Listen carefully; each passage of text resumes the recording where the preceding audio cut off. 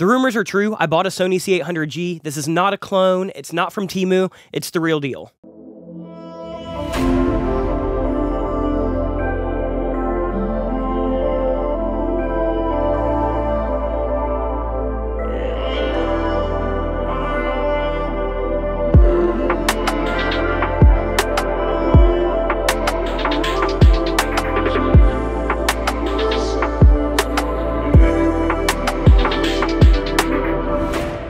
Since I posted about getting this mic, I've gotten so many requests to review the mic, let you know if I think it's worth it, compare it to some of my other microphones, and let you know a little bit about why this mic is so expensive and why I chose to buy it. So that's exactly what we're going to do in this video today. There's going to be a lot of information, so I will have timestamps, but we're going to go over the history of the mic, why the mic costs so much, if I recommend the mic, and then I'm going to give you examples of this mic on different sources, and I'm also going to shoot this out in a blind shootout with 8 other microphones ranging from $300 all the way up to this mic, which is $15,000. So there will be timestamps if you need those. But before we jump in, my name is Austin. You're watching Make Pop Music. If you like this video, make sure that you subscribe. We do videos like this every Friday at 10 a.m. Eastern time. And if you want to be entered to win a free product from makepopmusic.com, just leave a comment down below between now and November 18th. I'll pick one comment at random, and you can choose any one of our sample packs, preset packs, or MIDI packs completely for free.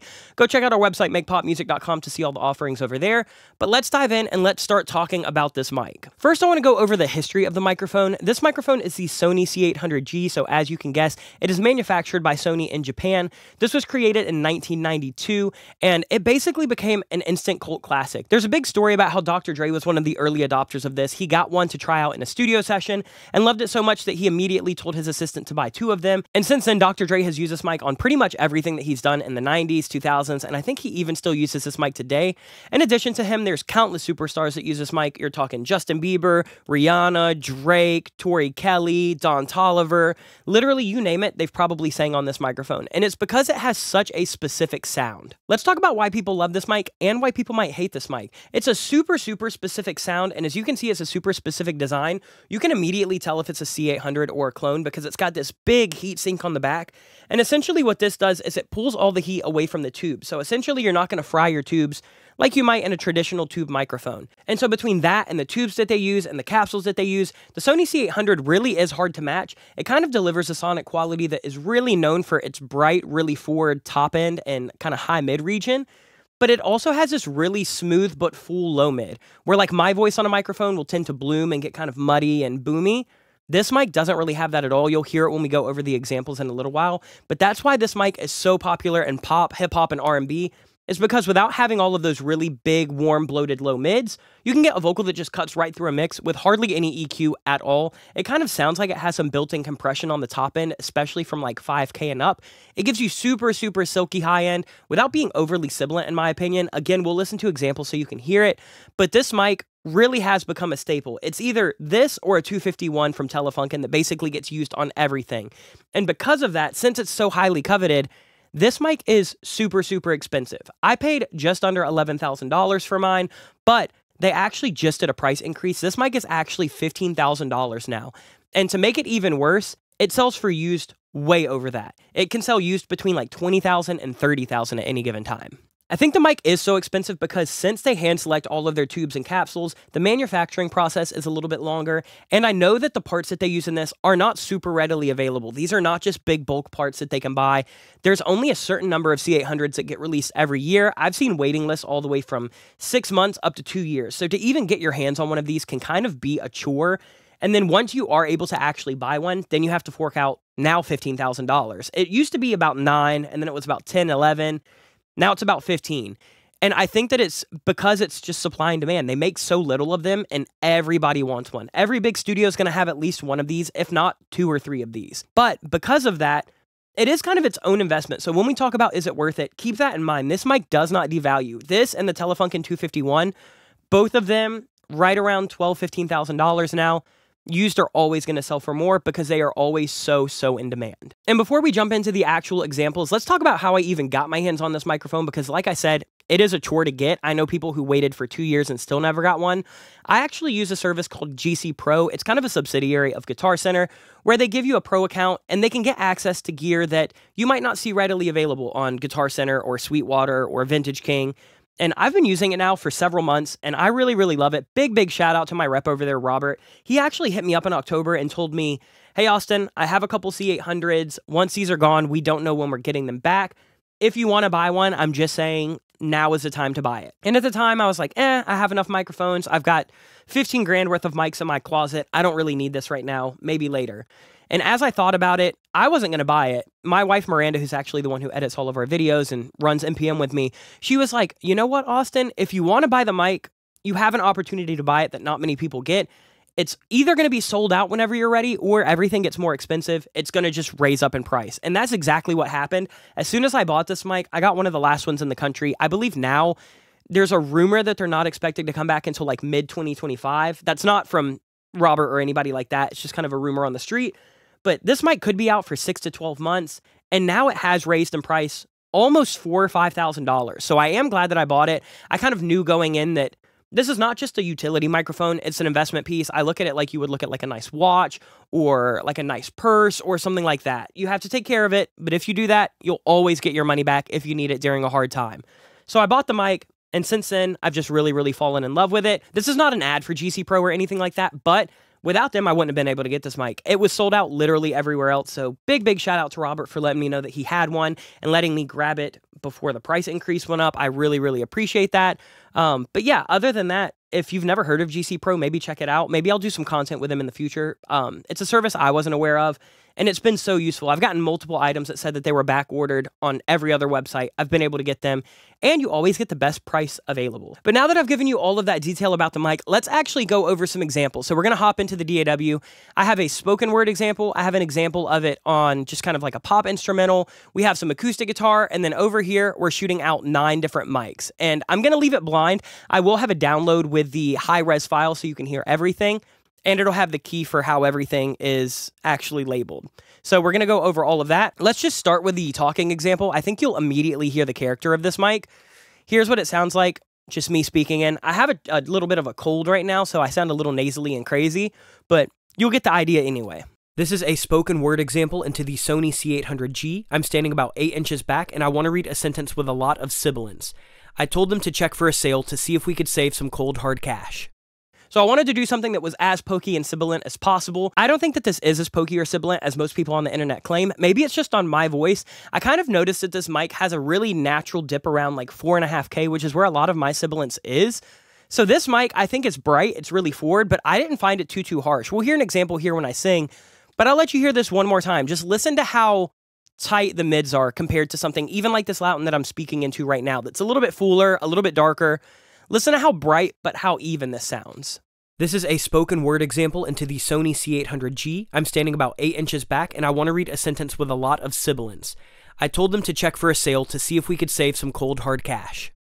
I will say the mic is super sensitive. If you're in a room that has a lot of room echo, this mic is so sensitive that it is going to capture some of that. It is going to capture background noise. It really does help to be in a dead space, but I also assume that if you're paying $11,000 or $15,000 or $20,000 for this mic, you're in a room that you've kind of figured all of that out. Let's go ahead and let's listen to an actual singing example. I'll let you hear it on the track, I'll let you hear it solo, and then I'll let you hear it with some actual effects and plugins. For all of the examples today, I'm just going straight into my RME interface. I'm not using any external preamps. I'm not using any external compressors. It's just straight into my RME UFX2. So basically, a pretty transparent, clean preamp. Let's hear what this sounds like. This is with literally nothing on it whatsoever. I saw you cruising in a drop top when our eyes locked. It's as in my mind's been stuck on you. Stuck on you. Yeah. Let's hear this in solo. You can kind of hear how it has almost that compressed, really silky top end without processing.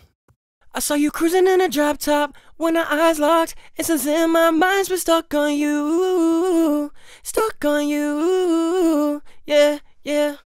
I don't find it being super sibilant. I think this mic has a slower transient response than most tube microphones I use, so I don't get a lot of that tss, pss, tss, that I would get in most other mics. It is bright, but to me, it's pretty controlled.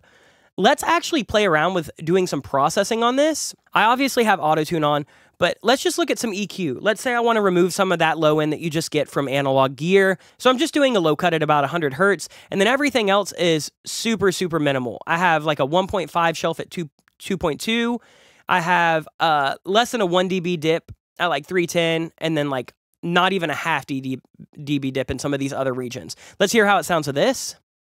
I saw you cruising in a drop top when our eyes locked. It's as in my mind's been stuck on you. Stuck on you. Yeah. Let's hear how it handles some compression. I'm going to use this with the TubeTech CL1B. That's kind of like the chain for hip hop right now is C800 into CL1B.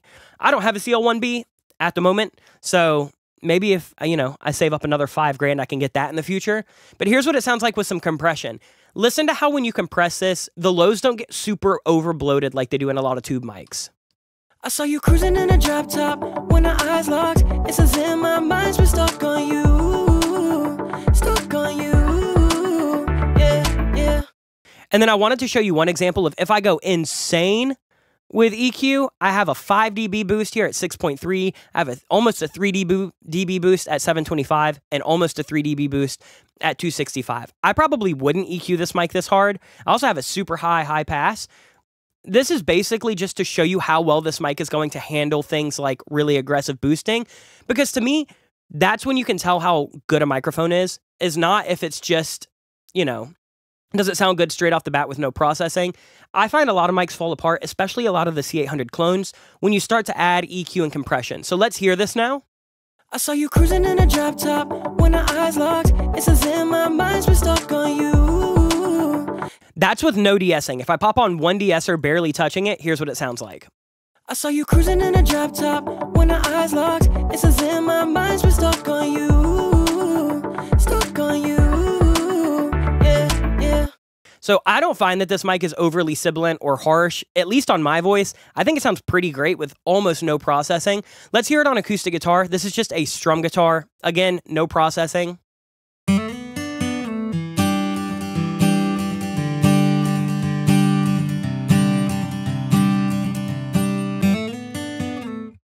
So as you can hear, it does kind of have that slower transient response. I'm not seeing anything that looks super gnarly.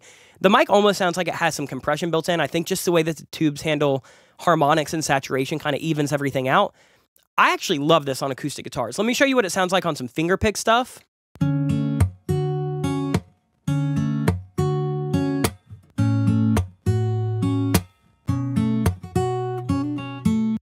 So how I would use this mic is probably on something that's a little bit darker like fingerpicked, because on a normal tube mic, this to me gets really bloated in that kind of 200 to 400 region. And if I don't have to scoop a bunch of 200 and 400 hertz, I think that the guitar will actually sound a bit fuller in the mix without being boomy or resonant or weird. So I'll play both of those one more time, and then we're going to go to the mic shootout.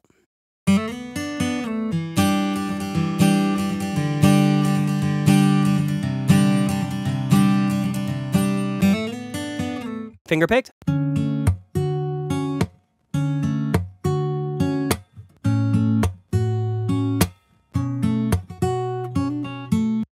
Now, let's actually set some in and out points, and this is where I'm going to do the blind test. Again, I am going to have all of the results that you can download on a file, but for right now, this is going to be completely blind. There are 9 microphones. For the microphones that we have the Sony C800, the Lauten Audio Eden, the Lauten Audio 220, the Lauten Audio 320, a Shure SM7b, an Advanced Audio 251, a JZ Blackhole 2, and the Slate ML1. And the Slate ML1 is actually with the Sony C800 emulation, and then the Lewitt 1040. So these will range from, it looks like $289 up to $15,000. I'll have the prices on the actual shootout guide based on what they are right now, but let's hear what these sound like. I'm just going to go ahead and play it. I would have followed you into the fire. Let your embers engulf me. I'd inhale your smoke. I would have followed you into the fire. Let your embers engulf me. I'd inhale your smoke. I would have followed you into the fire. Let your embers engulf me, I'd inhale your smoke. I would have followed you into the fire. Let your embers engulf me, I'd inhale your smoke. I would have followed you into the fire. Let your embers engulf me, I'd inhale your smoke. I would have followed you into the fire. Let your embers engulf me, I'd inhale your smoke. I would have followed you into the fire. Let your embers engulf me, I'd inhale your smoke. I would've followed you into the fire. Let your embers engulf me, I'd inhale your smoke. I would've followed you into the fire. Let your embers engulf me, I'd inhale your smoke. So that's what it sounds like in the lower register. We're going to move on to mid-range. One thing that I do want to say too is these are all different takes because I think a lot of shootouts will try to do too many mics at once. And there's no way that you can hit the sweet spot of nine microphones. So I would rather just sing them multiple times and hit the capsule dead on rather than kind of hitting it. So these are all different takes. Again, just straight into my RME. This is not using any software, any hardware, nothing like that. Let's go ahead and move on to the mid-range register. Just to prove that I was burning with desire, I could bask in your warmth, now it blisters my soul. Just to prove that I was burning with desire, I could bask in your warmth, now it blisters my soul. Just to prove that I was burning with desire, I could bask in your warmth, now it blisters my soul. Just to prove that I was burning with desire, I could bask in your warmth, now it blisters my soul. Just to prove that I was burning with desire, I could bask in your warmth, now it blisters my soul. Just to prove that I was burning with desire, I could bask in your warmth, now it blisters my soul. Just to prove that I was burning with desire, I could bask in your warmth, now it blisters my soul. Just to prove that I was burning with desire, I could bask in your warmth, now it blisters my soul. Just to prove that I was burning with desire, I could bask in your warmth, now it blisters my soul. And then lastly, let's move on to a falsetto version. Again, I was a little bit stuffy and sick when I sang all these, so don't judge it too hard. We're judging the mic, not the singer. But let's hear the falsetto example, and then that should wrap this up. I stood too close to the sun, just to see you were never the one for me, baby. I stood too close to the sun, just to see you were never the one for me, baby. I stood too close to the sun, just to see you were never the one for me, baby. I stood too close to the sun, just to see you were never the one for me, baby. I stood too close to the sun, just to see you were never the one for me, baby. I stood too close to the sun, just to see you were never the one for me, baby. I flew too close to the sun, just to see you were never the one for me, baby. I stood too close to the sun, just to see you were never the one for me, baby. I flew too close to the sun, just to see you were never the one for me, baby. And I will have a piano track as a reference in here. I actually wrote it to a piano. I just thought that you could hear it a little bit better without it, but in the files, I'll have the piano track and these all match leveled, so if you want to basically just drag them in and do your own shootout, you can. There will be, again, all of the answers to what each mic is in the key that you can download. I will say, I don't want to give too much away about my opinions. I actually brought Miranda in to do a blind listen to all of these, and Miranda's not a music producer, but I think she actually has really, really good ears. She listened to all of them, and in her opinion, skip this if you don't want to hear any opinions before you see the results, but she thought that mic 4 was by far the best. She thought that mic 8 was right behind it, and those two mics stood very, very, very ahead of everything else. She thought that those two mics were by far the best, and it wasn't really even close between those and the next ones.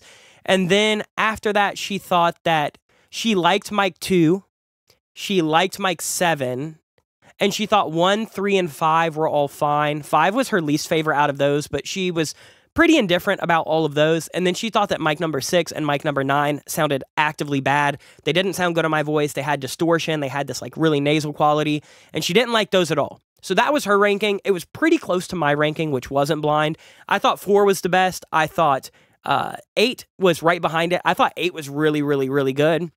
And then other than that, I really liked mic 7, I liked mic 2, and I liked mic 1. And then I was kind of disappointed with mic 5. You'll see when you get to what that is in the actual sheet. Mic 5 might have been the biggest disappointment to me. And then I hated 6. That's going to make sense to you if you see the key. And I hated 9, which I was shocked because 9 is, it sounds nothing like how I think that it should sound. But go check that out. That was my results. I don't want to give too much away. Again, you can download everything. There will be a link in the description below. But other than that, that's kind of my run and gun review of this C800. Again, I'm going to be testing this thing a lot more. If you follow the channel, you're going to be hearing and seeing this thing in action a ton on here. But my final thoughts, do I regret buying it? Do I think it's worth it? Worth it is a stretch. I don't think that you should go into debt 10 or 15 grand for a microphone. It's not going to change your life. As you can tell by a lot of those, most of those are completely usable. One of the ones that I thought was one of the better ones, less than $300. So do you need a $15,000 mic? No. Is it worth it to me? I think so. It's a mic I've wanted my entire career. It's kind of a milestone for me to be able to buy this. Very similar to my ATCs. I want to be investing in gear that takes my studio to the next level, takes my sound to the next level. I want artists to come in and be inspired by what I have in the studio. And at some point, you get to the point where you want the real thing. I didn't want a C800 clone. I didn't want something that sounded like ATCs. I don't want, you know, the new version of a Juno. All of those things are really, really, really cool tools. But when I'm buying gear, I'd rather just spend the money and invest in things that I know are going to hold their value. I know that I can pass down to my kids one day. I know that I can keep forever as long as I take care of it. And so to me, the C800 was absolutely worth it. If you're only doing a few projects a year, it's not going to be worth it at all. I do hundreds of songs a year. So this thing is going to get a lot of use, and it's really, really easy for me to mix, which means that I can move faster, I can move better. So it's worth it. Hopefully you enjoyed this video. I really, really appreciate you sticking around. Again, my name's Austin. If you like this, make sure that you subscribe and make sure that you leave a comment before November 18th if you want to win one of our sample packs, preset packs, or MIDI packs completely for free. Other than that, our video next week, we have a huge, huge, huge announcement. So stick around for that. I am so excited. If you know what time of year it is, you might know what we're going to be announcing. But other than that, I'll see you guys next week with more content. Until then, much love. Peace.